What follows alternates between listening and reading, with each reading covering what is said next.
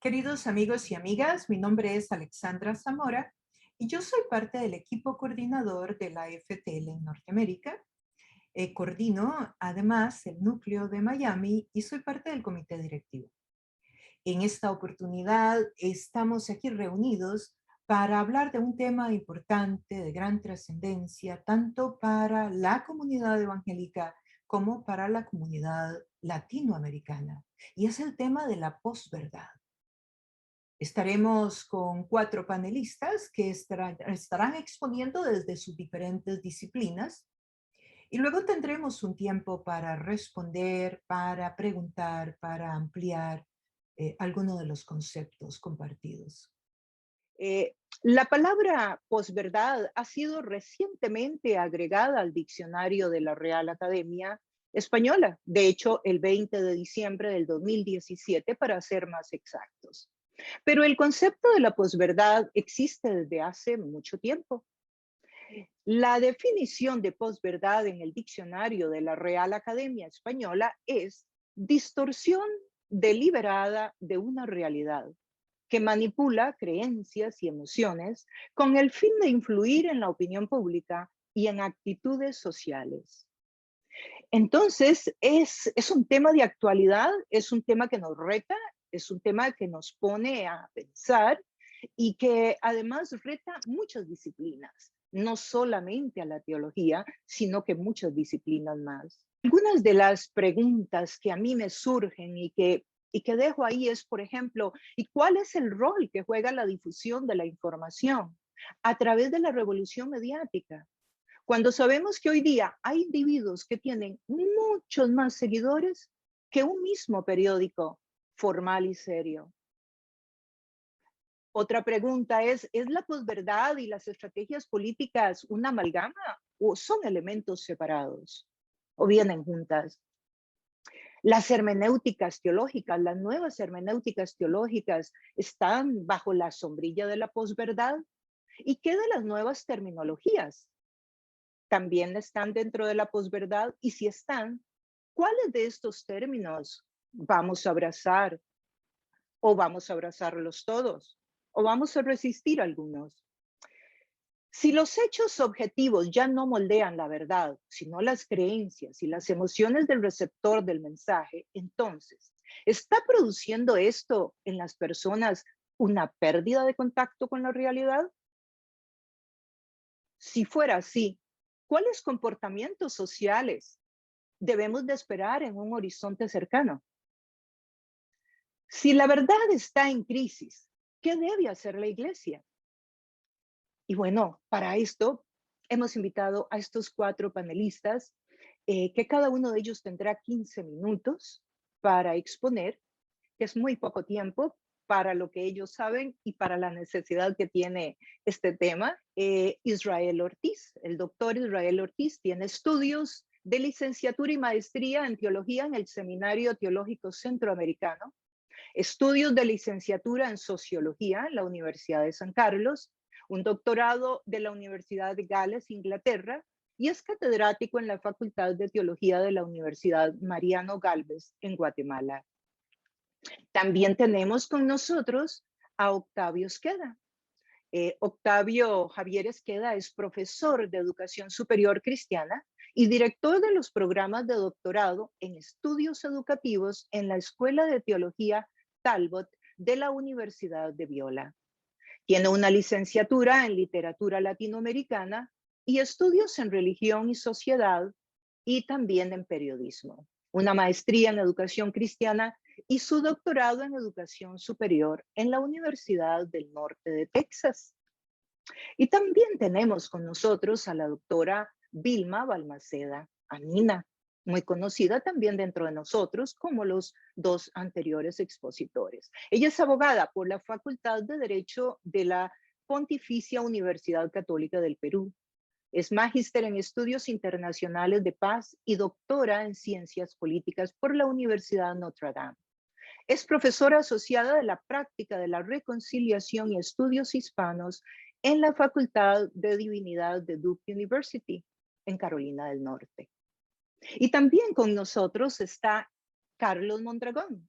psicólogo social y historiador, profesor de psicología social en la Universidad Nacional Autónoma de México, candidato al doctorado en estudios latinoamericanos, también miembro de la FTL en México, escritor de muchos libros, muchos artículos, también otra persona muy conocida en el continente por sus publicaciones, al igual que los compañeros que presenté anteriormente. Y bueno, sin más, vamos a escuchar a cada uno de los exponentes, de los facilitadores, y vamos a comenzar con el doctor Israel Ortiz. Es un gusto para mí, es un privilegio poder estar con ustedes esta tarde, la FTL en Norteamérica y con todos los que nos están viendo, nos están escuchando. Y muchas gracias por la invitación para ser parte de este panel y con mucho gusto voy a compartir una parte de las preocupaciones que tenemos frente al tema de la posverdad y lo voy a hacer específicamente a partir de el sustrato bíblico, que es mi pasión realmente para trabajar, especialmente en el Nuevo Testamento. Y pues la verdad que el desafío de la verdad en un contexto de mentira es realmente un gran desafío. Tendríamos que empezar por preguntar cómo desenmascarar las propagandas falsas desde una perspectiva bíblica y de misión. Creo que enfrentar este desafío demanda estar apercibidos del conflicto entre la verdad y la mentira. Sobre todo porque la mentira afecta a la humanidad desde sus comienzos, tanto en las escrituras como en la realidad social. Por ejemplo, Octavio Paz, el premio Nobel mexicano, afirmó décadas atrás que la mentira política se instaló hace 500 años en América Latina, configuró las instituciones del Estado y nos ha hecho mucho daño. Nos movemos en una sociedad donde la verdad convive con la mentira, sea en el campo político, en el campo social, en el campo económico o el religioso. Lo crítico es que los cristianos, en este sentido, no hemos respondido como debiéramos hacerlo, ¿no? Nos movemos en una sociedad en donde justamente ese conflicto entre la mentira y la verdad es parte del quehacer y del desafío de todos los días.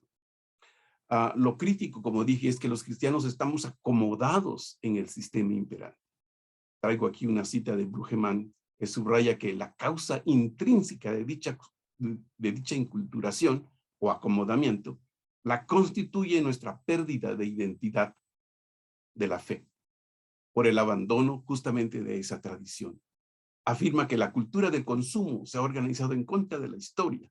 Se da una depreciación de la memoria y una ridiculización de la esperanza, lo cual significa que todo lo que ha de estar contenido en el ahora, ya se trate de un ahora acuciante o de un ahora eterno. Podríamos afirmar que el cristianismo actual está lejos de mostrar el carácter subversivo que caracterizó a la iglesia del primer siglo ante el Imperio Romano. Jacques Ellul subraya que hoy observamos un cristianismo que se ha convertido en un conservadurismo completo en todos los dominios, político, económico y social. Que nada se mueva, que nada cambie. El poder político, he ahí el bien. La contestación, la crítica, he ahí el mal. Lo más crítico es que subraya que hoy observamos un cristianismo que se ha convertido prácticamente al poder político. A todo cristiano se le exige obedecer al poder de turno por deber de conciencia y no solo esto. Se le reclama además que se convierta en sostén activo del gobierno de turno. Tiene que luchar contra todo lo que esté, contra todo lo que lo amenace. Y lo mismo en el orden social, económico o político. La jerarquía es algo querido por Dios. Los pobres son pobres porque Dios así lo quiere y los ricos de la misma manera. Cuestionar esto es ir directamente contra la voluntad de Dios. El cristianismo se ha convertido en una fuerza permanentemente de anti-subversión. Esta crítica que hace Ellul realmente es muy importante tomarla en cuenta porque realmente, como decías, Alexandra, nos movemos en un contexto donde la posverdad prácticamente está implantando su forma de pensar y de hacer en todas las áreas de la vida. Y nosotros los cristianos tenemos que repensar en qué medida somos parte de o nos estamos diferenciando. Sin lugar a dudas, la amenaza del constantinismo es una tentación latente para el cristianismo. El casamiento de la religión y el Estado, como ocurrió en el tercer siglo de la era cristiana. Eso es. Su oficialización como religión del imperio dejó fuera toda crítica hacia el Estado y la sociedad. En el correr del tiempo sacralizó el Estado, el status quo, y adoptó una estructura jerárquica. Y ahí que Stone subraya que el fin de la iglesia se convierte ahora en utilidad al imperio o la nación. Y su manera de vivir ahora, en lugar de ser capaz de ser y hablar la verdad al Estado, el gobierno, la iglesia llega a ser parte de la estructura del poder en sí misma. Por otro lado, la iglesia evangélica enfrenta la tentación de seguir a pie juntillas y sin mayor cuestionamiento la propuesta del Dios mercado. La iglesia del primer siglo decían tanto sí como no a la cultura global, pero los cristianos de hoy solo saben decir sí. Y subraya que el cristianismo no debe convertirse en un mero acólito en el templo del Dios del mercado global. Esta doble amenaza nos desafía a enfatizar la centralidad de la verdad en la Biblia y el compromiso de vivir de acuerdo a la verdad del Evangelio. Desde la Biblia entendemos la verdad como una realidad que es firme, sólida, vinculante y por lo tanto verdadera. Aquí mis colegas que manejan muy bien el hebreo sabrán afirmar que emet, la palabra hebrea emet significa lealtad, fidelidad o verdad, ¿no? Y en la Biblia, la verdad tiene que ver con la verdad real de una causa o un proceso, según se muestra por los hechos. Exige el reconocimiento de parte de toda la gente. Y la verdad desde la Biblia es verdad porque Dios ha hablado y él mismo es veraz y exige que actuemos en verdad. Los hechos objetivos tienen menos influencia hoy en definir la opinión pública que los que apelan a la emoción y a las creencias personales. Por eso es importante ver que la verdad tiene que ver con hechos concretos en las escrituras y con hechos concretos de la realidad. Ante estos desafíos debemos afirmar el lugar de la verdad y asumir las demandas de un Dios de verdad que actúa según verdad y exige vivir la verdad. Planteo aquí dos líneas de reflexión para enfrentar ambos desafíos. El primero, que lo voy a hacer más rápido, habla de la existencia y demanda de la verdad en la Biblia. En primer lugar, el Antiguo Testamento subraya que la verdad tiene su base en el carácter de Dios y su palabra que es verdadera. Y por ello deben ser creídos, ser tomados en cuenta y modelar la vida según su voluntad. Por ejemplo, encontramos en el Antiguo Testamento que se afirma que Jehová es tardo para la ira y grande en misericordia y verdad. Es un Dios de verdad, es justo y recto. Que sus palabras, juicios, mandamientos son verdad, todos justos. Que Dios ama la verdad en lo íntimo y que las obras de sus manos son verdad y juicio. Fieles todos sus mandamientos y que la suma de su palabra es verdad. En segundo lugar, se subraya que porque Dios es un Dios de verdad, exige que su pueblo le tema, le sirva con integridad y en verdad. Implica guardar así su camino, andando delante de él con verdad. No hacerlo levanta la ira de Dios. De ahí que los profetas hacen ver la ausencia de la verdad y su práctica en la vida diaria. Jehová contiende con los moradores de la tierra, porque no hay verdad ni misericordia ni conocimiento de Dios en la tierra. Subrayan que cada uno engaña a su compañero y ninguno habla verdad. Acostumbraron su lengua a hablar mentira. Por estas razones, exhortan al pueblo de Dios, hablen verdad, cada uno con su prójimo, juzguen según la verdad y lo conducente a la paz en sus puertas. En el contexto de deslealtad o falta de verdad, la ley es debilitada y el juicio no sale según la verdad, por cuanto el impío asedia al justo. Por eso sale torcida la justicia, subraya en su queja Habacuc. Entonces, la ética en el Antiguo Testamento apela a un Dios cuyo carácter es justo y verdadero y que exige una conducta de acuerdo a su palabra. Eso significa que la verdad no solamente es el actuar justo, sino el actuar de acuerdo a los parámetros de la ley de Dios. En el Nuevo Testamento, o más bien el Nuevo Testamento, hace eco del Dios de verdad y demanda de la verdad que el mismo Antiguo Testamento subraya. El término verdad, aletheia, significa decir la verdad. Hace alusión a la veracidad y práctica de la verdad. Y tiene que ver con lo confiable y sincero, la autenticidad de las cosas. En los evangelios Jesús proclama y encarna la verdad. Su persona y su vida son una expresión del verbo hecho carne. Habitó entre nosotros lleno de gracia y verdad. Sus enseñanzas son espíritu y son vida. Afirmó a sus seguidores, la verdad los hará libres. Y envía su espíritu para que nos guíe a toda verdad. En las epístolas se demanda a los creyentes conformar la vida según la verdad del evangelio, a vestirse del nuevo hombre creado según Dios en la justicia y la verdad, a desechar la mentira, a hablar la verdad cada uno con su prójimo. Pareciera que estuviera haciendo eco del mismo Antiguo Testamento, a pensar en todo lo que es verdadero, honesto, justo y puro, y a poner en práctica la verdad como los hijos de luz. Lo que más me impacta en la sentencia de Dios es más bien la sentencia que Dios pronuncia en Romanos, que la ira de Dios se revela, óiganlo bien, desde el cielo contra la impiedad e injusticia de los hombres que, por un lado, detienen con injusticia la verdad, que cambiaron la verdad de Dios por la mentira, y tercero, que no obedecen a la verdad, sino que obedecen a la injusticia. Entonces, la Biblia no hace ninguna concesión respecto a la verdad. Más bien deja al descubierto todas aquellas acciones que no se conforman con la verdad. Este énfasis contrasta con el mundo actual donde las noticias falsas resultan difíciles de distinguir de la verdad. Esas tienen detrás un potente aparato mediático y propagandístico que los respalda y que hará todo lo posible por hacer que esas falsedades parezcan explicar la realidad, al menos que no parezcan mentiras. Como comunidad alternativa del reino, los cristianos somos llamados a confrontar la mentira y los efectos que trae consigo por medio de la proclamación y vivencia de la verdad del evangelio.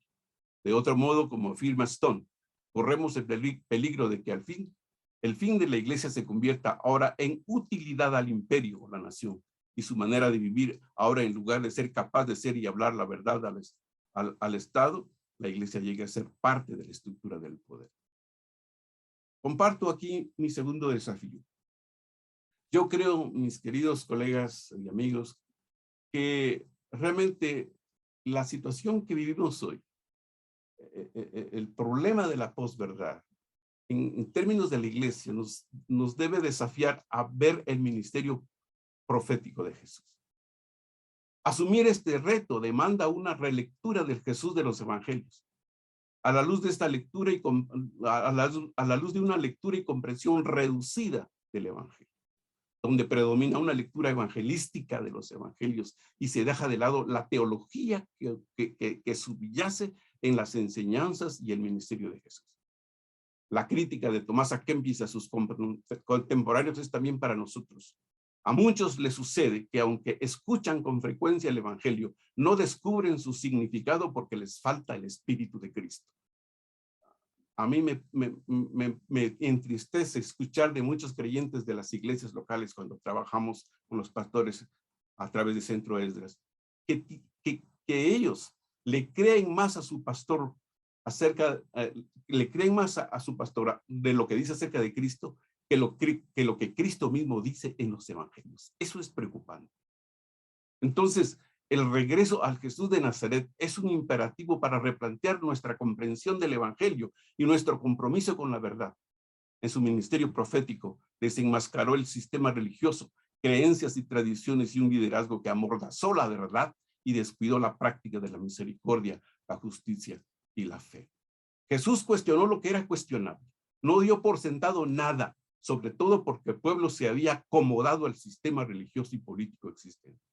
Era presa del sistema político religioso, la tradición y un liderazgo que impuso un bozal a la ley de Dios.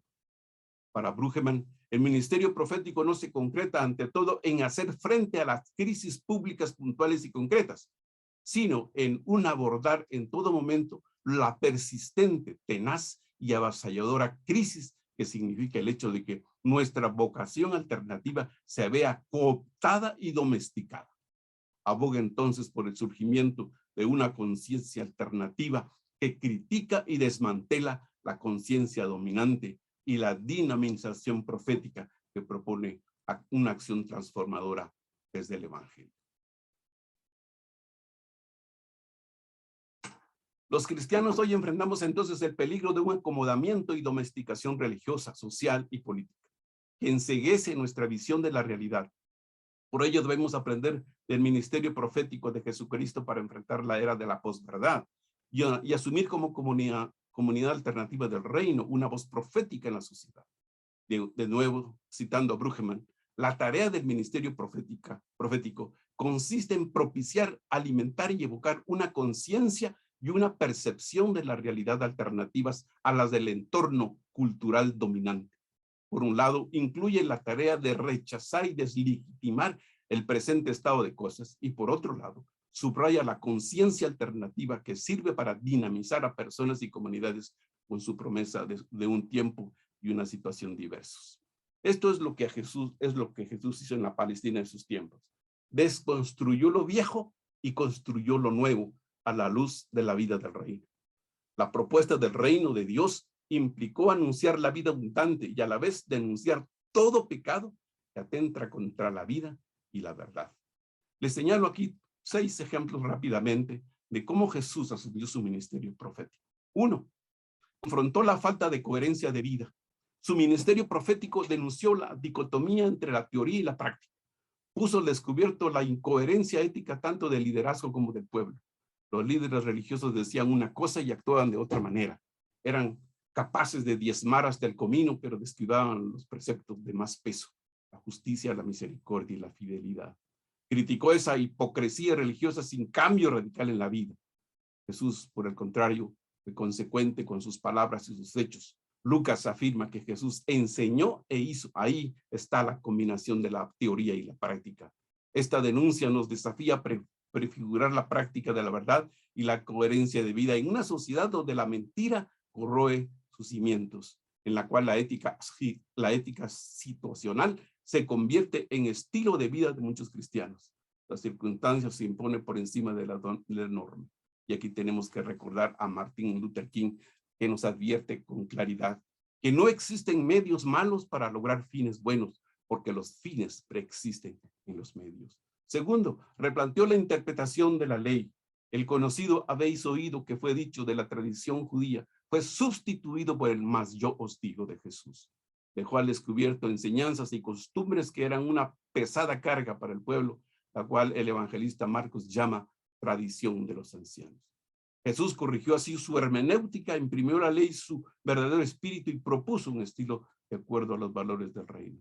Este ejercicio de diferenciación resulta necesario dentro de la iglesia evangélica, que enfrenta enseñanzas o prácticas que contraponen a la verdad del evangelio, como los evangelios de la prosperidad o esos profetas que solo anuncian prosperidad. De ahí que el autor Hofstra afirma que Jesús fue intolerable allí donde parecía que la verdad de Dios estaba en entredicho. Así que desde el púlpito, la cátedra, de los seminarios, la gerencia, las escuelas, las universidades y desde el hogar, debemos denunciar todo lo que atenta contra el carácter y contenido del evangelio y la verdad, y replantear la verdad especialmente desde el hogar. 3, él desenmascaró el abuso de poder. Jesús no ignoró la prepotencia y abusos de liderazgo de su mundo, en el cual lo religioso y lo político eran parte de un todo. Dejó al descubierto la hipocresía, la ambición y abusos de poder de fariseos, saduceos y escribas. Su reconocimiento de las autoridades judías y del imperio no fueron un impedimento para confrontarlos. Por ejemplo, dijo que se diera a César lo que es de César, pero no más. Es decir, limita su tarea al ejercicio de su función gobernante. Lo supedita a la esfera del poder político. Por un lado, relativizó el poder temporal y por el otro afirmó que Dios está por encima de toda autoridad y gobierno, tal como se lo dijo a Pilato. También, en cuarto lugar, cuestionó el sistema religioso imperante. Quizás ese es uno de los ejemplos más abiertos de Jesús, ¿no? Confrontó a los mercaderes del templo y volcó sus negocios. No toleró que la casa de Dios se convirtiera en un mercado de transacciones para vendedores y consumidores de culto. Relativizó la veneración del templo al afirmar que él era mayor que el templo, que de él no quedaría piedra sobre piedra y que buscaban adoradores en espíritu y en verdad.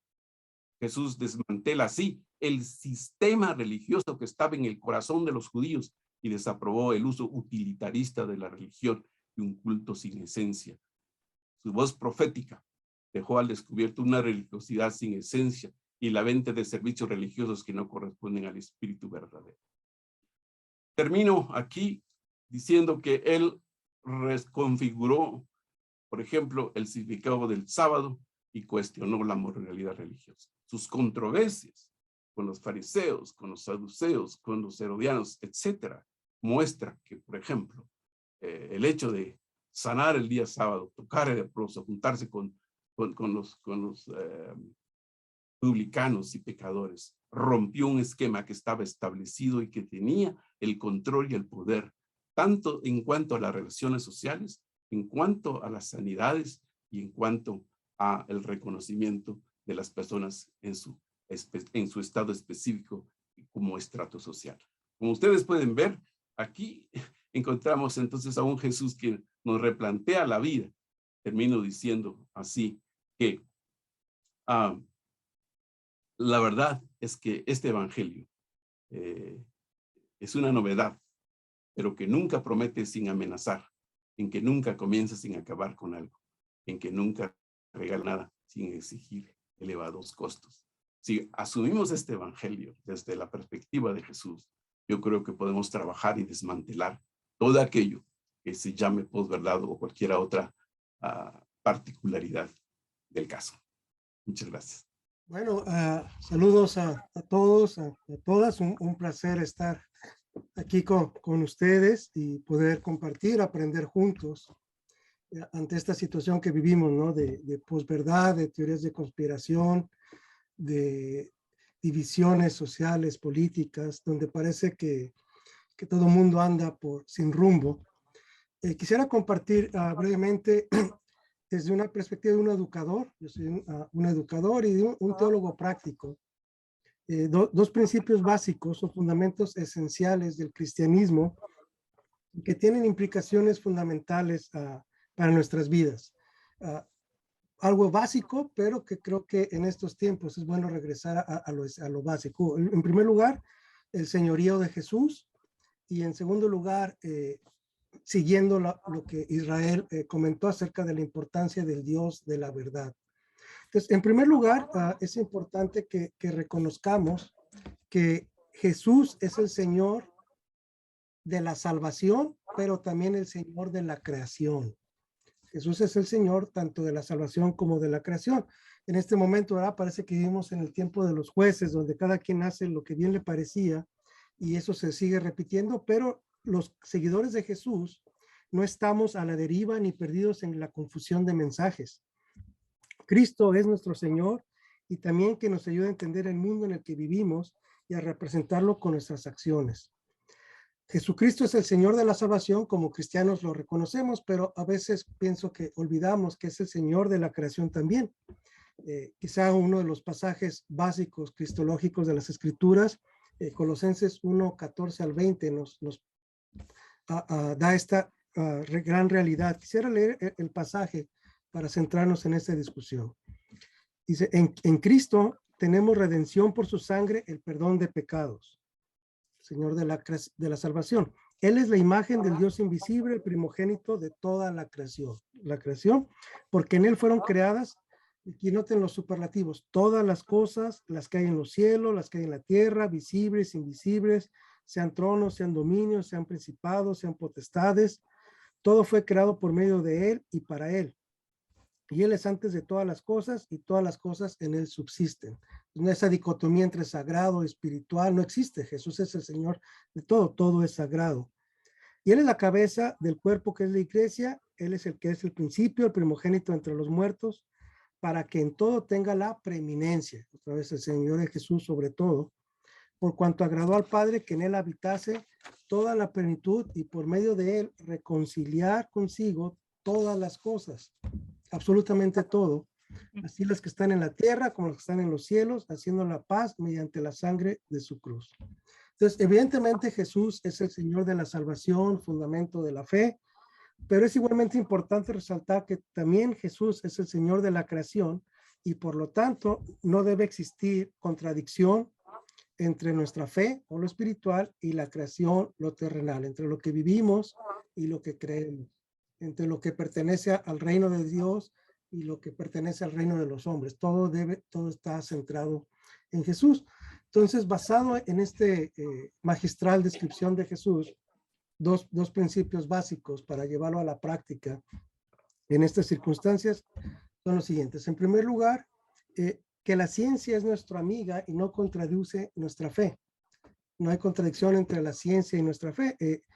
La fe cristiana y la ciencia van unidas. Esa búsqueda del conocimiento es parte esencial de nuestra identidad con Jesús. Descubrir cómo funciona la creación, incluso las enfermedades, ¿verdad? Pandemias como las que hemos estado enfrentando, que son ocasionadas por la caída, como en estas circunstancias, es realmente un acto de adoración porque es una forma de conocer más a Dios. Al descubrir cada vez más el mundo en el que vivimos, vemos las huellas divinas de toda la creación. Yo enseño en un programa doctoral y cuando hablamos de investigación, hablamos de que los creyentes, los seguidores de Jesús, debemos ser los primeros en la búsqueda del conocimiento, de la verdad, sin miedo a descubrir nada, porque si Jesús es el Señor de la creación, no hay nada que vamos a descubrir que contradiga nuestra fe. Al contrario, son muestras de ver las huellas divinas en la creación. Y el señorío de Jesús, por lo tanto, debe ser el fundamento de la creación y de la investigación científica. En contra de esas teorías de conspiración o hay una investigación científica. El historiador Mark Knoll, famoso por su libro El escándalo de la mente evangélica, después tiene un libro que se llamó Jesucristo y la vida de la verdad, ¿no? Jesus Christ and the Life of Mind, la vida en la mente. Y tiene esta afirmación, dice Mark Knoll: si lo que afirmamos acerca de Jesucristo es cierto, entonces los evangélicos deberían estar entre los defensores más activos, más serios y de mentalidad más abierta del aprendizaje humano.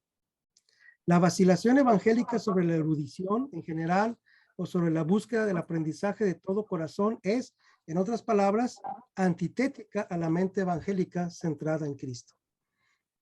Entonces, como creyentes que creemos en el Señor de la creación, deberíamos ser los primeros en apoyar la investigación científica y tener bases en lo que creemos. En segundo lugar, Jesús es nuestro Señor y no vivimos con lealtades divididas. En medio de las diferencias de opiniones, agendas políticas, este gran ruido en el que vivimos, divisiones cada vez más marcadas, los cristianos no estamos a la deriva ni con lealtades divididas. Los líderes políticos y personas con influencia social toman decisiones basadas en sus intereses o sus presiones económicas, sociales, pero nosotros como seguidores de Cristo tenemos lealtad solamente a Él. No importa el partido o las preferencias, las denominaciones, las corrientes, no vivimos con esa doble lealtad. Cornelius Plantinga es un teólogo y tiene en un libro que se llama Más allá de la duda, Beyond Doubt, tiene esta frase interesante acerca de la relación entre el cristiano y el gobierno. Dice: la iglesia cristiana obedece al Estado, pero primero obedece a Dios. El Estado es el instrumento de justicia y paz de Dios, pero como todo lo demás necesita reforma.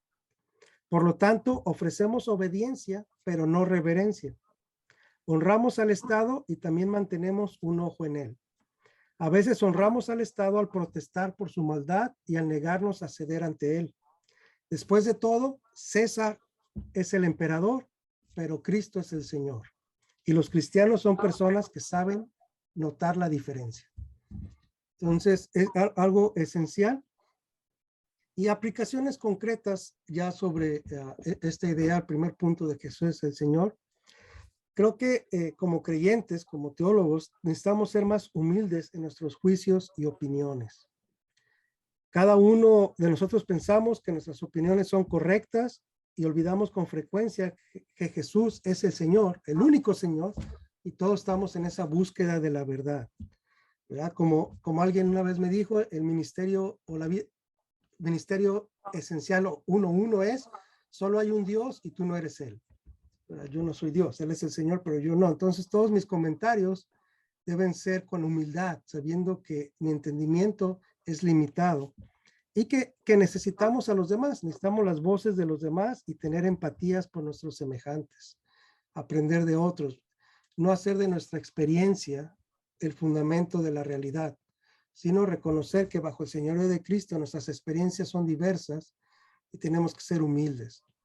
Cualquier explicación básica o sencilla que trata de explicar la realidad de otros es limitada y es obviamente errónea. Solo hay un Señor y nosotros no somos Él. Otra aplicación básica de este punto es que debemos confiar en el Señor que está siempre en el control de todo. Sobre todo en estos tiempos de pandemia y de incertidumbre social, de preocupaciones, tenemos que recordar que Jesús no está ausente y sigue estando en control del universo.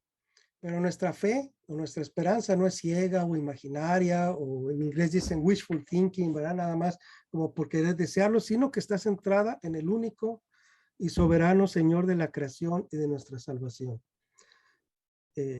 Pienso que muchas de las teorías de conspiración surgen de miedo, ¿verdad? La gente tiene miedo de la incertidumbre, y por lo tanto es fácil buscar soluciones rápidas a situaciones complejas. Y es más fácil decir que una vacuna produce un chip y eso lo controla, que tratar de explicar cómo funcionan las vacunas, que es un virus nuevo, que estamos en una búsqueda de exploración de soluciones. Entonces, como creyentes en el señorío de Jesús, podemos ser libres del miedo que ocasionan, que guía a muchos. Por último, brevemente en 5 minutos, otro punto esencial que Israel mencionó es que nuestro Dios trino es la verdad. No solamente debemos de hablar con la verdad porque la verdad es importante, sino que Dios es verdad.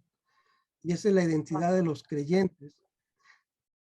Si me permites un poco de promoción, hay un capítulo que escribí en un libro que tuve la oportunidad de colaborar con el educador Robert Pazmiño, se llama Enseñando con Unción, colaborando con el Espíritu Santo, una teología práctica, y un capítulo es la enseñanza y la libertad y la verdad.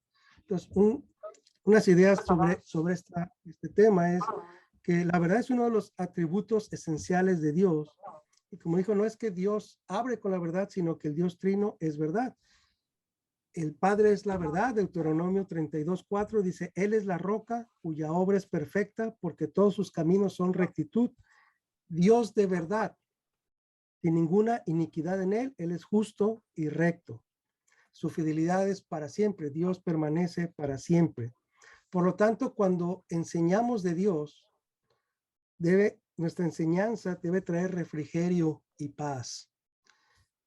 Deuteronomio 32:2 dice, goteará como la lluvia mi enseñanza, destilará como el rocío mi razonamiento, como la llovizna sobre la grama y como las gotas sobre la hierba. Dios es verdad, Jesús es la verdad. Sabemos Juan 14:6, Jesús es el camino, la verdad y la vida. Jesús sí es el camino al Señor y es el que da vida, pero Jesús es la verdad. No hay nadie, es la única fuente de vida. El Espíritu Santo también es el Espíritu de verdad. Juan 14:16-17, Jesús dijo, yo rogaré al Padre y dará otro consolador para que esté con vosotros para siempre. Y Él es el Espíritu de verdad. Dios es la verdad. Curiosamente, Jesús se refirió a Satanás en Juan 8:44 como el padre de mentira. Entonces, la diferencia entre verdad y mentira es una situación espiritual. Entre el Dios, quien representa a Dios, o Satanás. No hay mentiras blancas, ¿verdad? Es algo esencial. Por lo tanto, todo lo que fluye de Dios es verdadero. Juan 17:17 dice, Jesús orando, santifícalos en tu palabra es verdad. Todo lo que fluye de Dios es la verdad. La disposición del ser humano es hablar mentira.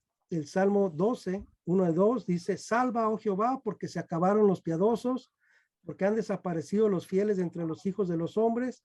Habla mentira cada uno con su prójimo, hablan con labios lisonjeros y con doblez de corazón. El ser humano miente, Dios es verdad, por lo tanto, y como lo mencionó Israel, al ser transformados en Cristo, nuestra identidad, dice en Efesios, está basada, creada según Dios en la justicia y santidad de la verdad, por lo cual, ¿cuál es la consecuencia? Desechando la mentira, hablar verdad cada uno con su prójimo, porque somos miembros los unos de los otros. Entonces, debemos hablar con la verdad, y otra vez, igual que el señorío de Jesús, solo Dios es la verdad, pero yo no. Tenemos que ser cuidadosos de no decir mi opinión como si fuera la verdad de Dios. Todos estamos en esa búsqueda de la verdad, de conocer más a Dios, crecer en la gracia y conocimiento del Señor. No necesitamos unos a otros.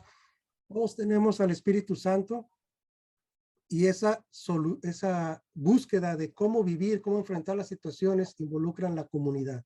La teología en conjunto es esencial, no solo porque es una moda o porque es un elemento esencial de la teología latinoamericana, sino porque es espiritual, porque somos miembros de un cuerpo de Cristo con la unción del Espíritu Santo. Cuando somos humildes y obedecemos la exhortación de las Escrituras, enseñados, exhortados unos a otros, nuestro entendimiento crece y nuestra visión de la realidad se esclarece. No hay nada que un creyente orgulloso que cree que lo sabe todo. Es enriquecedor caminar juntos, aprender de los demás bajo la guía del Espíritu Santo. Definitivamente nos necesitamos todos, y cuando todas las voces son escuchadas y valoradas, aprendemos y vemos y caminamos por la vida de una mejor manera. ¿Cómo contrarrestar teorías de conspiración o posverdad? Unidos en el Dios de la verdad bajo la unción del Espíritu Santo. Gracias. Gracias, Alexandra, y gracias, Israel y Octavio.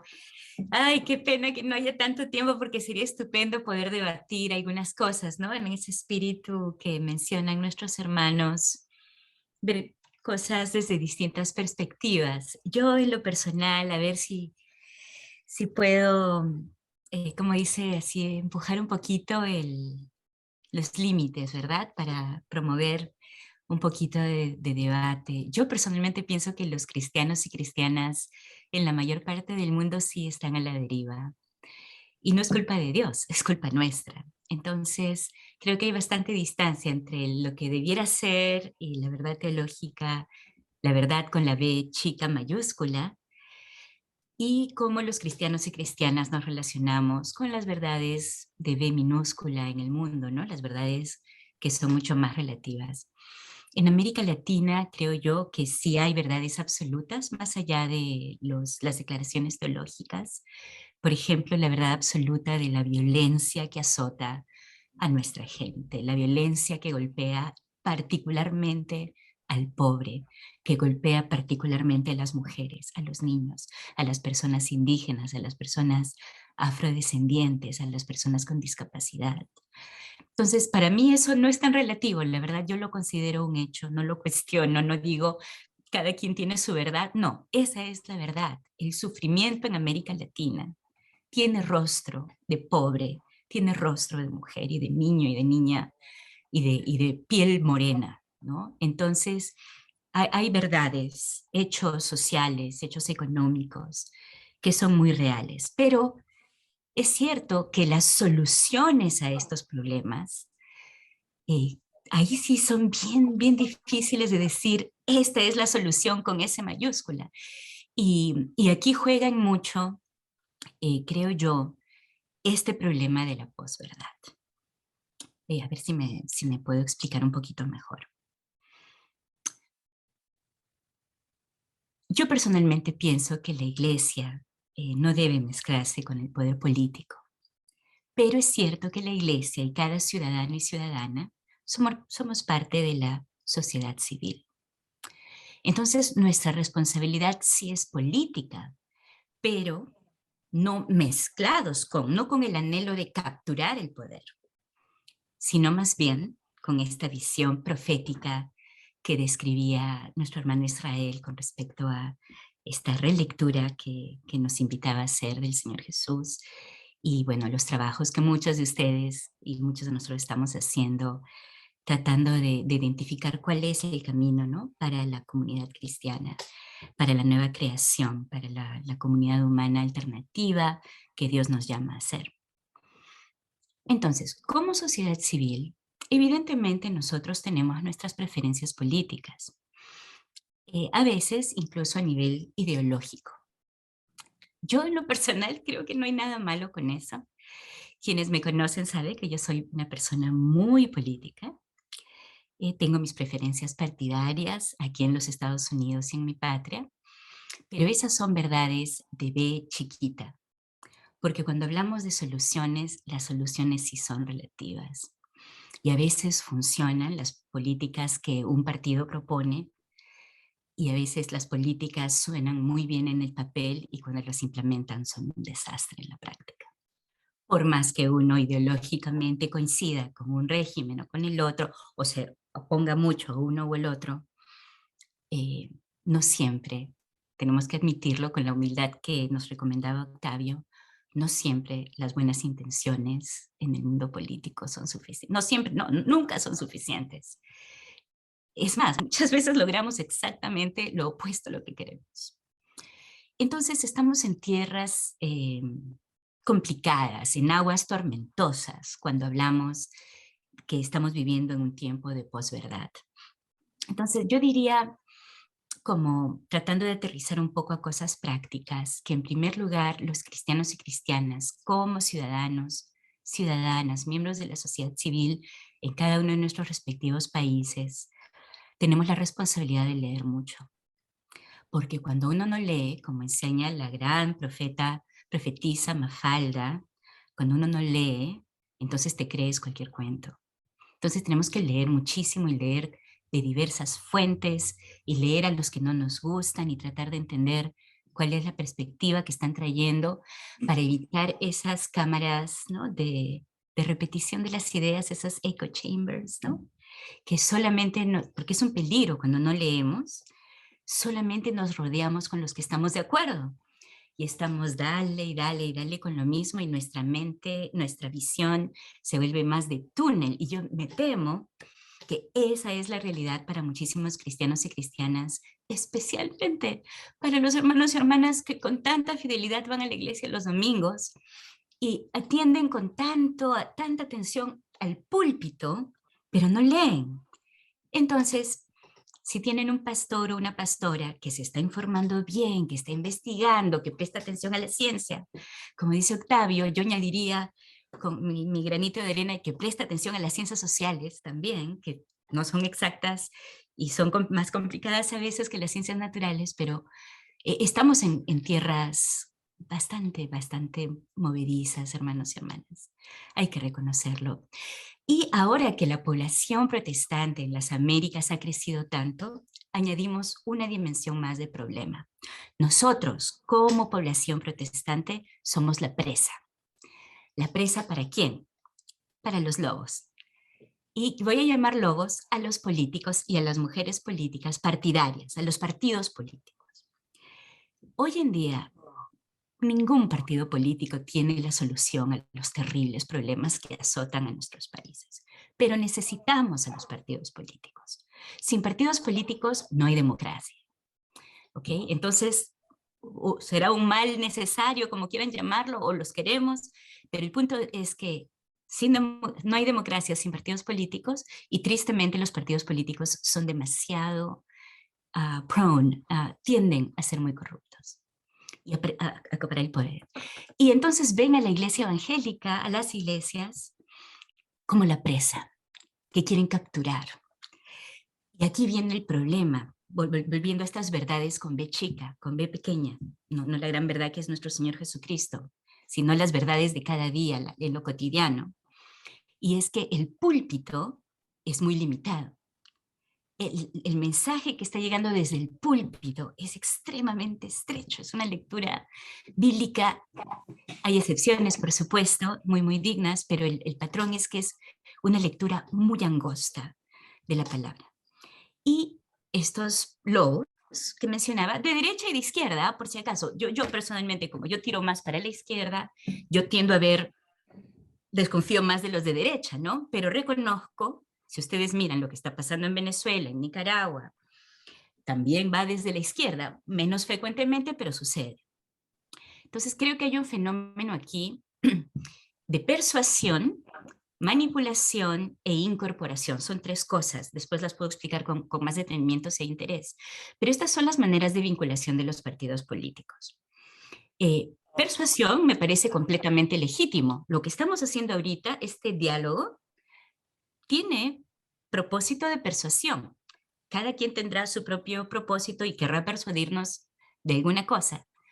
En mi caso, yo quiero alertar a estar vigilantes. Eso es lo que yo quiero persuadirnos mutuamente, a que como pastores, pastoras, líderes cristianos, laicos, etcétera, estemos alerta a la manipulación de los lobos, partidos políticos de cualquier color. Pero la persuasión es válida cuando uno dice, este es mi objetivo y déjenme explicarles por qué. Déjenme hacer mi argumento y les voy a convencer. Y pregúntenme y dialogamos. Y eso es bueno y esa es la esencia de la buena política.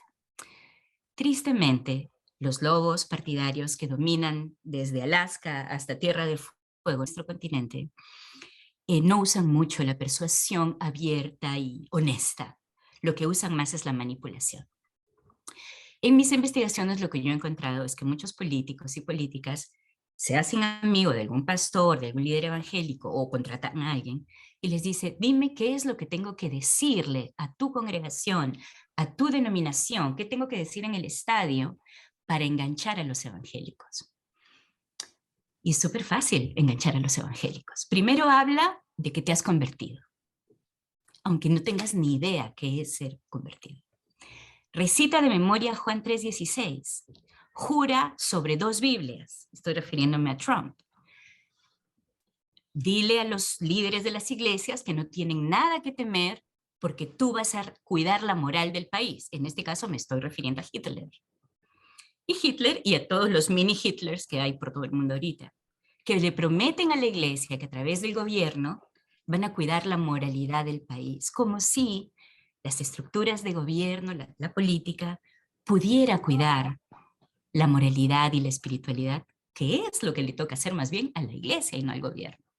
Ahora, como ven, esto lo digo yo como alguien de orientación liberal. Para mí la separación entre lo que le toca hacer al gobierno es una cosa muy clara y debe ser completamente separada de lo que le toca hacer a la iglesia. Pero se los estoy diciendo, así que espero no estar manipulando a nadie, sino tratando de persuadir. Finalmente, el fenómeno de incorporación que estamos observando en América Latina. Además de querer manipular a la opinión pública evangélica y tratar de usar mensajes en código, en el idioma evangélico predominante y enganchar con los 1, 2 o 3 temas de agenda pública que se hablan desde el púlpito, que tristemente no son la lucha contra la violencia, no son la lucha por la igualdad de todas las personas, no importa el color de la piel, no es la defensa de los derechos de las mujeres y los niños y las niñas, la devolución de la tierra a los indígenas, la afirmación de la dignidad de los afrodescendientes, no tiene nada que ver con eso. Muchas veces el púlpito se llena de no al aborto, no a los gays, y cuál es el tercero, allá, y la protección de la libertad religiosa.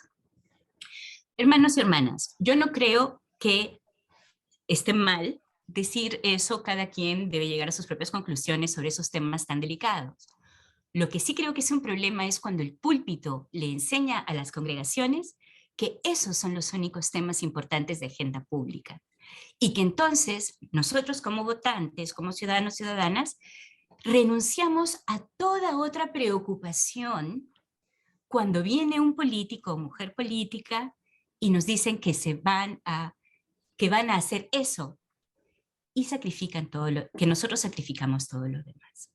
Entonces, con estas Bs pequeñas, estas Bs de verdad, ¿no? Las verdades humanas, las verdades tan relativas, creo yo que es en extremo urgente que alertemos a las y los pastores, en extremo urgente que alertemos a las congregaciones de que nos están viendo como ovejas los lobos. Y bien claramente dijo el Señor que Él nos manda como ovejas en medio de lobos, pero que tenemos que ser astutos como serpientes, es decir, no dejarnos manipular tan fácilmente por los partidos políticos. Creo que el tiempo se me ha ido, pero simplemente quiero redondear con esto lo de incorporación antes de que se me olvide. Esta es una estrategia que cada vez se ve mucho más claramente, ha existido todo el tiempo, pero ahora es descarada en las Américas. Y es que los partidos políticos, al ver que no tienen soluciones programáticas, ¿no? Sus soluciones no alcanzan, sus propuestas no logran responder a las legítimas demandas de las poblaciones mayoritarias. Entonces, ¿qué es lo que hacen? Ellos están tratando de reclutar, esa es la palabra, reclutar a líderes cristianos y cristianas y les ofrecen promesas de puestos. Una vez que haz campaña por mí y una vez que yo sea congresista, te pongo de mi asesor. Haz campaña por mí, que cuando yo sea presidente, tú vas a dirigir un ministerio. Y esto lo vemos clarísimo, por ejemplo, entre los líderes de un movimiento que a mí me da mucha pena, mucha vergüenza, que se llama Con mis hijos no te metas, en América Latina. Muy bien financiado desde fuera de nuestros países y con unas conexiones directas con partidos políticos de derecha en América Latina. Nuevamente, no estoy diciendo que uno tenga que votar igual, para nada.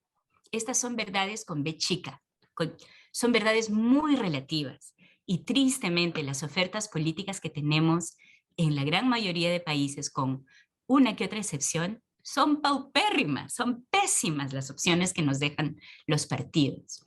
Pero en un mundo de posverdad, si no nos alertamos, si no nos volvemos vigilantes, los lobos nos van a seguir comiendo. Y temo que en mucho han estado saboreando mucho a la iglesia.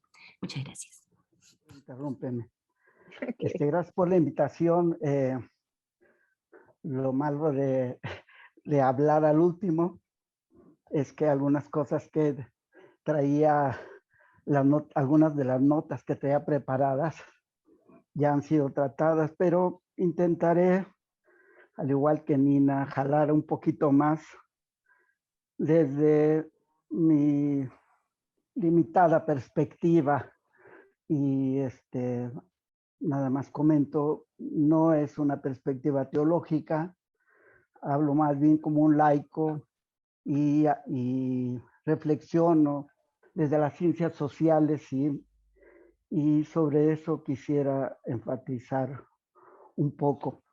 Yo creo que abordar el tema que nos ocupa en esta mesa, aunque yo sé que es bien sabido, vale la pena repetirlo, ponerlo sobre la mesa pensando en quienes puedan ahora o posteriormente escuchar esta grabación y entender la dimensión de lo que estamos hablando. No es un tema menor, no es un tema fácil, es el mundo, como ya se ha dicho aquí, del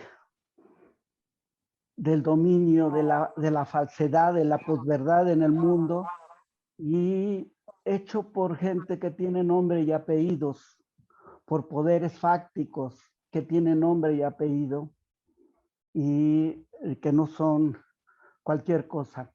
Me está apareciendo una ventana que me dice que mi señal está inestable.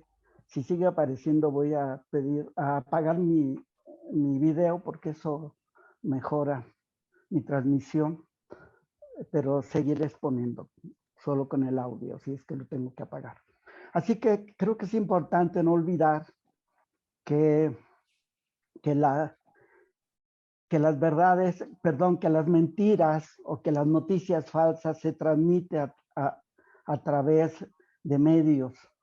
Y los medios que históricamente han sido muy, muy importantes, son medios muy poderosos, que son los medios de comunicación masiva. Tanto los tradicionales desde hace décadas como los nuevos medios que la tecnología digital ha hecho posible hoy día, ¿sí? Las redes digitales, etcétera.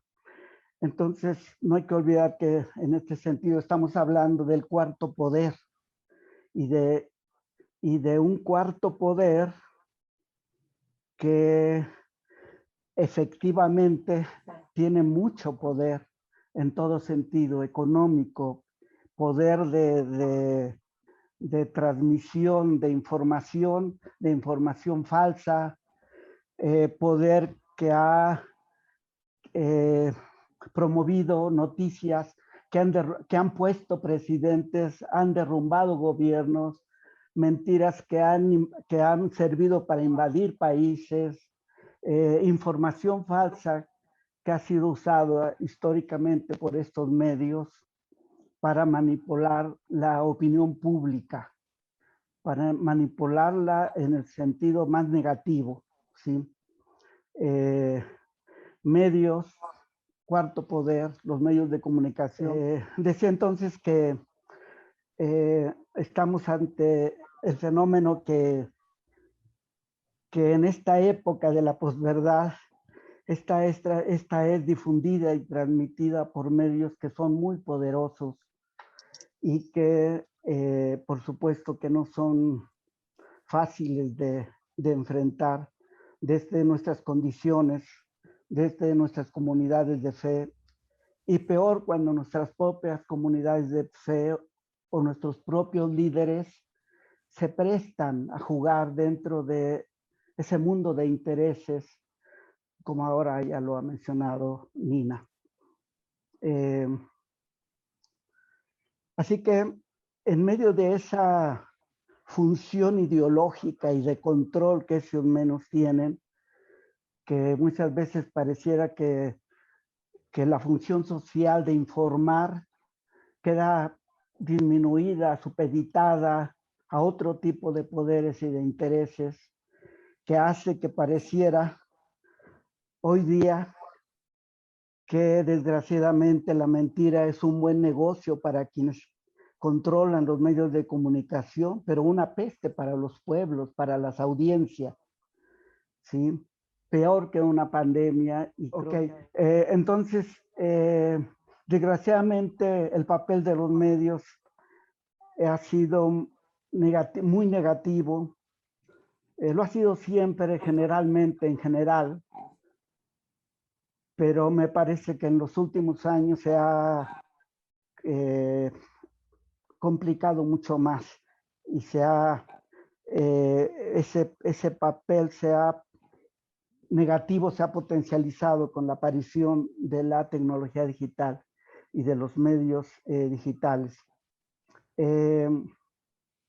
Lo que veo también es que vivimos en una época donde lo que tenemos es un exceso de credulidad en el mundo, en el sentido de que de una perspectiva poco crítica hacia lo que circula, no solo en las redes, no solo en los medios digitales, sino en la prensa escrita, en los medios tradicionales, la televisión, etcétera. Siempre hubo ese aspecto, hubo este factor de credulidad generalizado, no es propio ni siquiera de un solo país, uno lo ve por todos lados. Y desgraciadamente la comunidad evangélica no escapa a este fenómeno de que mucha gente se cree todo lo que oye en la televisión solo porque lo dice un famoso locutor o locutora, o se cree todo lo que dice la prensa solo porque aparece en una prensa famosa y respetada y mundialmente, etcétera. Y eso sigue existiendo, lo ve uno ahora con los jóvenes que viven, que ya no leen periódicos y que nunca han leído muchos libros, pero parece que ahora su nivel de lectura de literatura impresa se disminuye más, pero que se la viven conectados a sus teléfonos, a las computadoras, expuestos a ese otro medio que hace falta analizar y reflexionar críticamente sobre lo que está pasando y cómo está impactando en la conciencia, en la formación de las nuevas generaciones que se la vienen pegadas a los teléfonos y absorbiendo y informándose con información buena o mala, pero a través de estos dispositivos. Veo también que si bien las iglesias, pensando un poco en la pregunta de qué hacer ante esta situación, veo que la aparición de la tecnología digital tiene su aspecto positivo y negativo. Por supuesto que negativo porque extiende el papel y la función de control que los medios tradicionales han tenido por décadas, casi desde que aparecieron, ¿sí? Donde por supuesto que siempre hay excepciones en todos lados, ¿no? La realidad no existe en negro, en blanco y negro, ¿no? Es una realidad más plural y siempre hay medios que tratan de jugar un papel más positivo en el mundo de la información, pero en general el hecho de que los grandes medios de comunicación pertenezcan a los dueños de las grandes fortunas, de los grandes capitales, con más facilidad hace que utilicen los dueños de los medios de los que son dueños para promover su perspectiva del mundo, sus valores, sus intereses, y que los usen para proteger sus propios intereses. Y aquí aparece el tema de la riqueza, del dinero y de cómo los medios difícilmente van a atentar contra los intereses de sus dueños. En muchos países, la mayoría de los medios de comunicación no pertenecen a periodistas, pertenecen a empresarios, a grupos de empresarios, a gente económicamente muy poderosa. Y creo que son muy pocos los periódicos hechos y de los que son dueños, periodistas, y que cumpla una función social de información veraz, objetiva, positiva en ese sentido. Creo que la gran mayoría tiene otras funciones y es contra la que tenemos, es el enemigo que tenemos enfrente cuando queremos tener o asumir una posición crítica. Se manipula la opinión pública a través de los medios tradicionales y de los medios digitales. A través de los medios digitales se promueve mucha basura. Y aquí el gran problema que veo es lo poco preparados, y hablo como perteneciente a la comunidad evangélica. Okay. Entonces, tengo algunas ideas sobre lo que creo que es lo mínimo que podríamos hacer a través de nuestras limitadas posibilidades. Las iglesias en general, creo, no disponen de medios importantes para influir en la opinión pública en general. Por supuesto que sé que hay iglesias u organizaciones evangélicas que poseen medios. La cuestión aquí es para qué los usan y hasta dónde llega su interés en usarlos. Pero tenemos ante nosotros un problema que es que va más allá de las paredes de nuestros templos y que impacta a toda la sociedad, ¿sí? Por eso es que me parece que la irrupción de la tecnología digital nos abre una posibilidad, porque puede ser un excelente medio para promover otra cosa de lo que promueven los medios tradicionales o los medios que están controlados por los grandes intereses.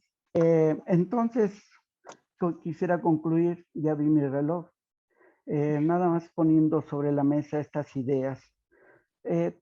Pues tener conciencia, en primer lugar, que promover la verdad en la vida pública es estar contra los poderes fácticos, y que tenemos que saber en qué consisten esos poderes, cómo actúan, y repito, son poderes que tienen nombre y apellido, ¿sí?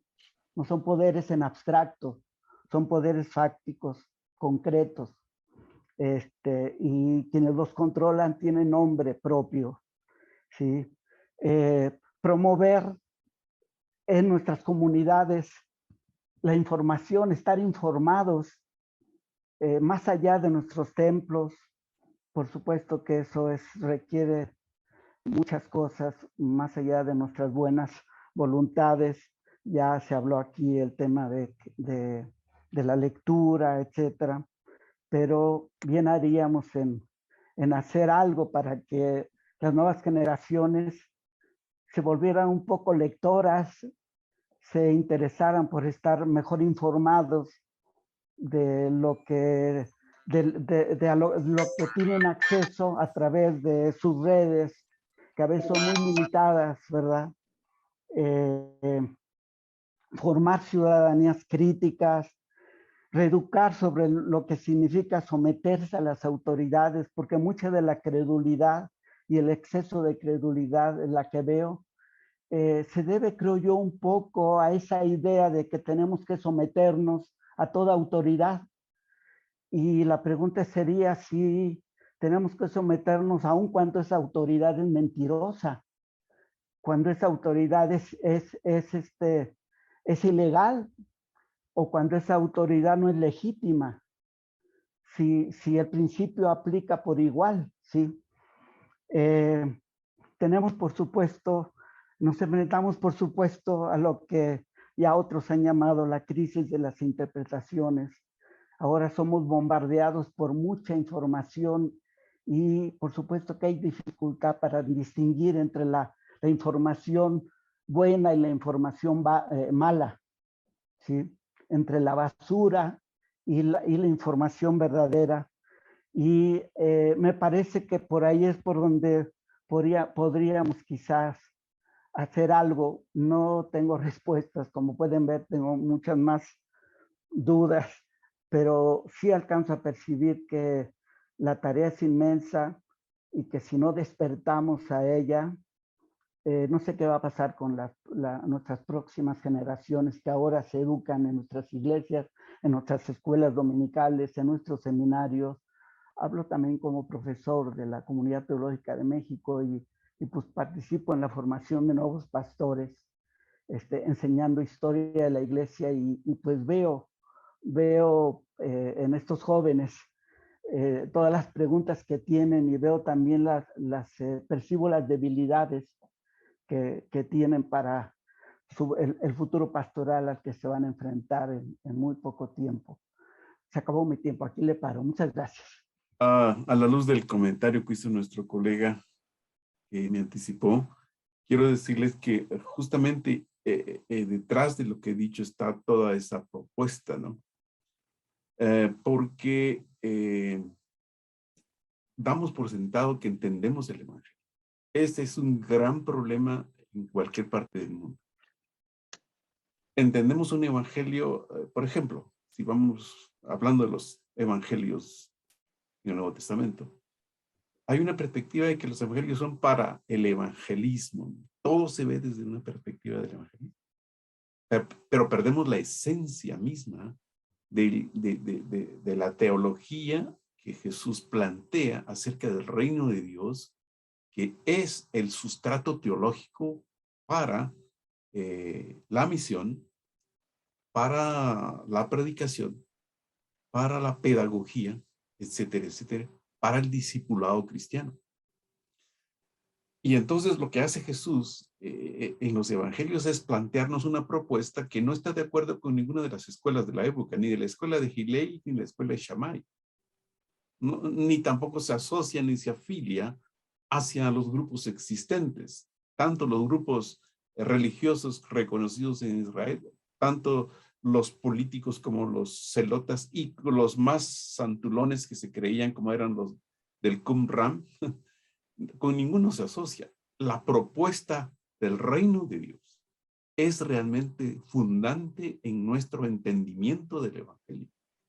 Y si eso no lo están captando los estudiantes en los seminarios, si eso no lo están captando los pastores, no lo están captando los hermanos y hermanas en sus comunidades eclesiales, que por supuesto quiero decirles que esa ha sido nuestra experiencia en nuestro trabajo en Centro Esdras, al ir y visitar a los pastores en las distintas regiones. Hemos estado con ellos compartiéndoles de eso y les digo, mira, ¿Qué piensa usted de esto acerca del tema de Jesús? Por ejemplo, Marcos 7. En Marcos 7, Jesús plantea toda la teología del pecado como un problema universal que corrompe, que se universaliza, que se traslada de generación a generación y que nace en el corazón humano. El planteamiento teológico que hace justo Jesús está entrelazado con Génesis, está entrelazado con toda la teología paulina. Pero nosotros no logramos captar ese análisis. Otro ejemplo, se ve a Zaqueo simplemente como un aspecto evangelístico, pero no podemos visualizar cómo Jesús, en la conversión de Zaqueo, nos está trayendo a colación, por ejemplo, todo el significado del jubileo, que tiene una connotación política, económica, social y espiritual, ¿no? Y que ahí mismo, en ese pasaje, se abre el espacio para una justicia distributiva y una justicia restitutiva. Lo que les estoy diciendo es cómo replantear el evangelio a la luz de toda la cosmovisión bíblica. Y ese es para mí, uno de los grandes problemas para un maestro, para un pastor y para el discipulado, ¿no? ¿Qué es lo que enseñamos realmente, no? Yo he dicho en uno de los cursos que doy en el Centro Esdras, que es Cosmovisión Bíblica, que en el cristianismo evangélico hay dos problemas serios. Uno, la fragmentación del conocimiento, y dos, la desconexión del conocimiento del evangelio con la vida diaria, como lo dijo muy bien Octavio, con todo el quehacer y hacer humano. Entonces, el discipulado, regresando a la pregunta de mi hermano, es fundamental.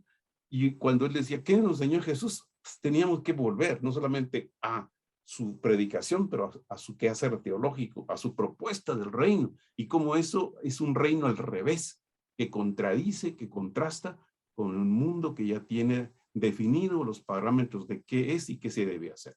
Entonces yo digo un regreso, no solamente al Nuevo Testamento, un regreso al Antiguo Testamento, para sacar, como decía Ram, las encarnaciones de la justicia de Dios en cada aspecto de la vida. Así que tenemos un gran reto, honestamente hablando, para poder unirnos entre nosotros y decir, ¿cómo aprendemos? Como decía Octavio. Yo creo, Octavio, que uno de los problemas que tenemos, hablando un poco de lo que tú dijiste, es que nos descartamos unos a otros. O sea, solo con los autores que usamos, con el lenguaje que usamos, o con quienes nos identificamos, se nos descarta. Tenemos que ser muy sencillos y abiertos para escuchar al otro, aunque no esté de acuerdo con su ideología, que no estoy de acuerdo con su punto de vista. Pero ¿por qué no nos escuchamos? Porque tenemos más similitudes que diferencias en algunos casos. ¿Por qué? Porque los esenciales del evangelio están en el centro. Y eso es lo que nos debe unir de una u otra manera. Pero por supuesto, yo sé que no es fácil, que estamos en una lucha difícil, por lo que decía Nina, ¿no? Y lo que decía Carlos, hay toda una perspectiva que se nos hereda, que se nos traslada, y eso es lo que tenemos que creer. Yo creo que tenemos que poner sobre la mesa un concepto que hace muchos años acuñó uno de los sociólogos más conocidos en los Estados Unidos, como Peter Berger. Él decía, debemos plantear siempre la sospecha ideológica. ¿Qué significa eso? No es que yo no crea en el otro. Siempre que alguien diga algo, tengo que preguntarme, ¿es esto verdad? ¿Está de acuerdo con las escrituras? ¿Tiene relación con el mundo en el cual vivo? ¿Cómo esto me levanta preguntas para saber si lo que digo es verdad o no es verdad? Creo que si añadimos la sospecha ideológica, como decía Peter Berger, a nuestras discusiones y a nuestros comentarios, es simplemente seguir la actitud de los bereanos en hechos. Y cuando Pablo les predicó nos dijeron, palabra de Pablo, palabra de Dios. Se fueron a las escrituras para ver si lo que Pablo había dicho era verdad. Qué tremendo desafío para nuestras comunidades en lo más recóndito de nuestros grupos eclesiales. Yo creo que ahí hay yo quiero terminar con un pensamiento positivo frente al mundo de la posverdad, con la parábola de la semilla de mostaza y con la levadura. O sea, el reino se mueve a través de pequeñas iniciativas que pueden ir haciendo cambios y transformaciones, tal como ocurrió con los iletrados discípulos de Jesús. Así que yo creo que tenemos mucho que trabajar, mucho que aprender y mucho que proponer a la iglesia y a la sociedad en la cual nos movemos. Muchas gracias, Israel. Muchas gracias. Nina, entonces te doy el micrófono y luego a Octavio y Carlos al final para que vayamos entonces cerrando la conversación. Gracias. Bueno, lo que iba a decir va a generar tanta polémica y no va a haber tiempo para dialogarlo, así que me lo voy a guardar para una próxima. Porque no sirve crear duda y luego decir chao. Así que ese pensamiento lo voy a guardar para la próxima vez. Quiere decir entonces, Nina, que vamos a continuar esta conversación. Creo que valdría la pena, ¿no? Pero algo que quería mencionar, esto de, bueno, tantos buenos puntos que han mencionado nuestros hermanos, pero me llama mucho la atención lo que comentaba nuestro hermano Carlos Mondragón. Las iglesias, algunas iglesias tienen muchísimo invertido en medios de comunicación. Y y Dios mío, que Dios tenga misericordia, ¿verdad? De cómo son usados y qué ideas son propagadas y qué valores. Entonces yo pensaba en la historia más reciente de nuestra región, ¿cuáles son los líderes políticos que son típicamente los favoritos de las iglesias evangélicas? Y realmente da miedo, desde Donald Trump, Alberto Fujimori, Álvaro Uribe, Ríos Montt, o sea, vamos país por país, Bukele, o sea, vamos país por país y vamos a ver que las inclinaciones evangélicas en lo político típicamente, obviamente nadie sabe realmente de cada persona, ¿no? Pero estoy hablando de las tendencias, es apoyar a los políticos más violentos, más autócratas. Entonces creo que nuevamente vale la pena que todos y todas realmente abracemos esta invitación a la sospecha en el mejor de los sentidos, ¿verdad? Por un lado, darle la oportunidad a todos, que todos tengan voz, que todos puedan libremente dialogar, pero por otro lado, tener mucho cuidado porque realmente, como estamos creciendo en número, obviamente en profundidad no hemos crecido mucho, pero en número las iglesias siguen creciendo y somos presa. Somos una presa muy codiciada por personas sin escrúpulos, que de cristianos, creo yo, tiene muy poquito, quizá nada. No sé, que el Señor me perdone, no soy yo la que debe juzgar, pero cuando uno ve el fruto de esos gobiernos, los abusos contra los derechos más fundamentales de las personas, uno puede ver que no hay esa evidencia del testimonio. En fin, como les digo, lo que iba a soltar era muy duro, así que ahí no, mejor lo dejamos. Mil gracias. Carlos, es tu tiempo para que nos des unas palabras finales.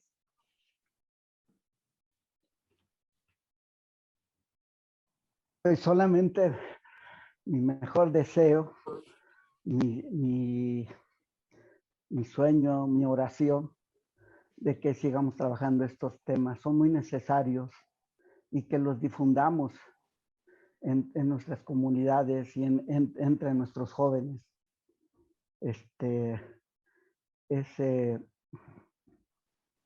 ¿Me están escuchando?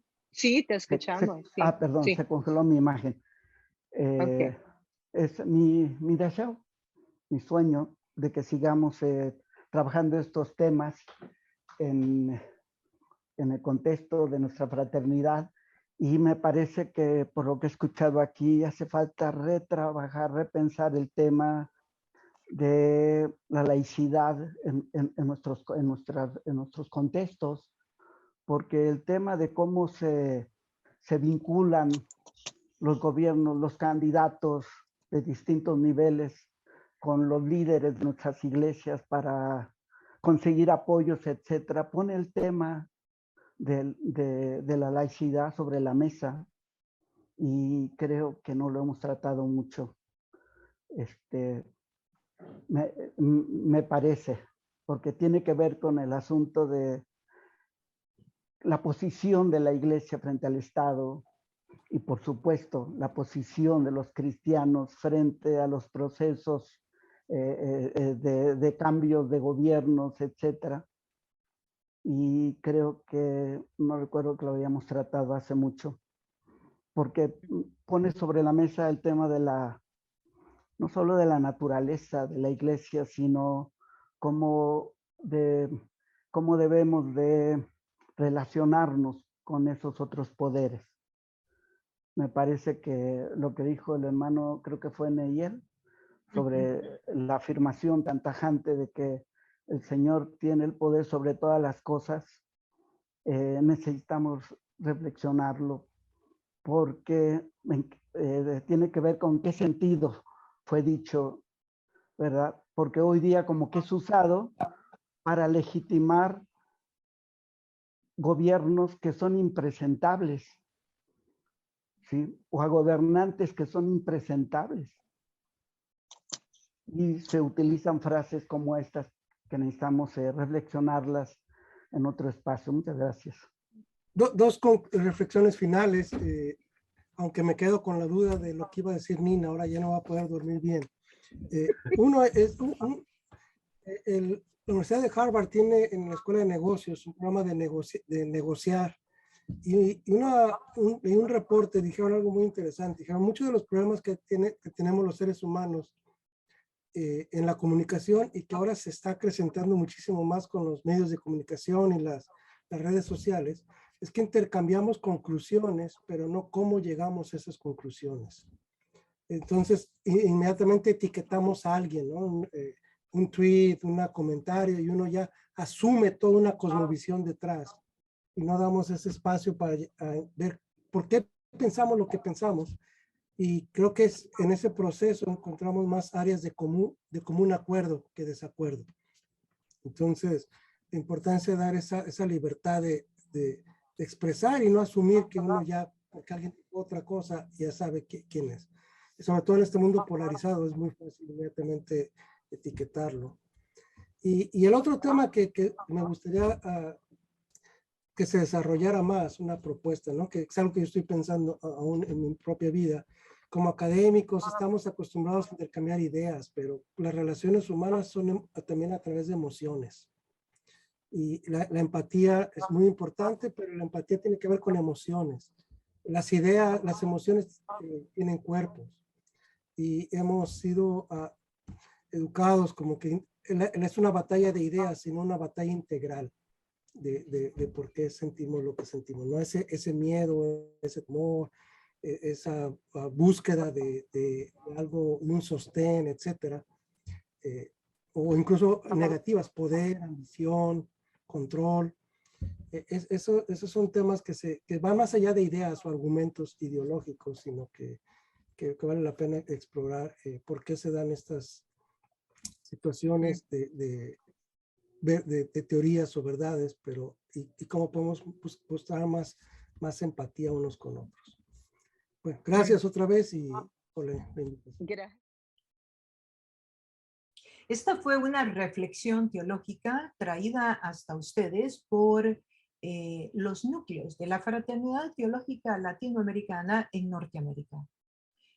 Queremos hacerles llegar una invitación que si alguno de ustedes está interesado en aprender con nosotros, en acompañarnos, en ser parte de la familia extendida de la FTL, contáctenos y será un gusto poder indicarle en qué lugar de Norteamérica hay núcleos para que usted pueda unirse a este movimiento de la reflexión teológica donde juntos aprendemos a tener un pensamiento crítico, analizar, hacer teología en comunidad.